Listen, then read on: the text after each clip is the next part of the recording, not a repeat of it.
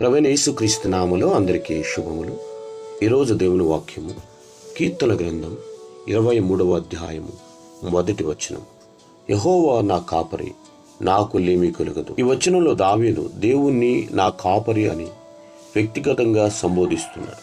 కాపరి తన గొర్రెలను కాపాడినట్లే దేవుడు తన ప్రజలను ప్రేమతో నడిపించి కాపాడి అవసరమైన వాటన్నిటినీ సమకూరుస్తాడని విశ్వాసాన్ని వ్యక్తపరుస్తున్నాడు.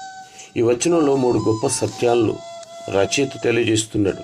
యెహోవా నా కాపరి అంటే దేవుడు మనకు మార్గదర్శి, రక్షకుడు, సంరక్షకుడు. యోహాను సువార్త 10వ అధ్యాయం 11వ వచనములో, నేను నా గొర్రెలకు మంచి కాపరిని, మంచి కాపరి తన గొర్రెల కొరకు తన ప్రాణము పెట్టును. కాబట్టి మంచి కాపరి తన గొర్రెల కొరకు మార్గాన్ని చూపించి రక్షించి సంరక్షించేవాడిగా ఉంటాడు. నా కాపరి అనే మాట దేవునితో సన్నిహితమైన విశ్వాస సంబంధాన్ని చూపిస్తుంది. నాకు లేమి కలుగదు. దేవుడు తన చిత్తానుసారంగా మన ఆత్మీయ శారీరక అవసరాలను తీర్చగలడు.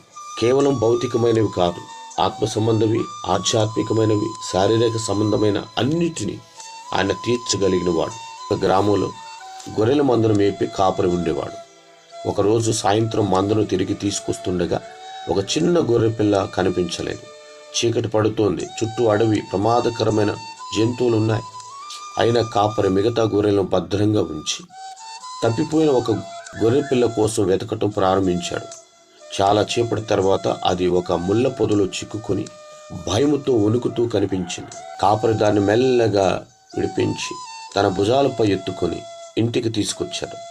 ఆ గొర్రె పిల్లకు ఆహారం ఇచ్చి గాయాలకు మందు పెట్టి సురక్షితంగా ఉంచాడు.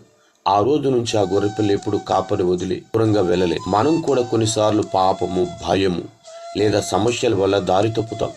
కానీ యెహోవా మన కాపరి. ఆయన మనల్ని వెతికి రక్షించి కాపాడి మన అవసరాలను తీర్చుతాడు. యెహోవా నా కాపరి, నాకు లేమి కలగదు. కాపరితో ఉన్న గొర్రెకు కొరత ఉండదు. దేవునితో నడిచే విశ్వాసకి ఏమీ ఉండదు. ప్రేమ నమ్మకం కలిగిన తండ్రి, వందనాలు. మా ఆత్మీయమైన జీవితంలో అన్ని విషయాలు మిమ్మల్ని వెంబడించి మిమ్మల్ని కాపరిగా కలిగి ఉన్నప్పుడు మా అవసరాలన్నీ తీర్చబడతాయి. అటు కృప మాకు దయచేసి మహిమ తెచ్చుకోమని యేసు నామములో అడుగుచున్నాం తండ్రి, ఆమేన్.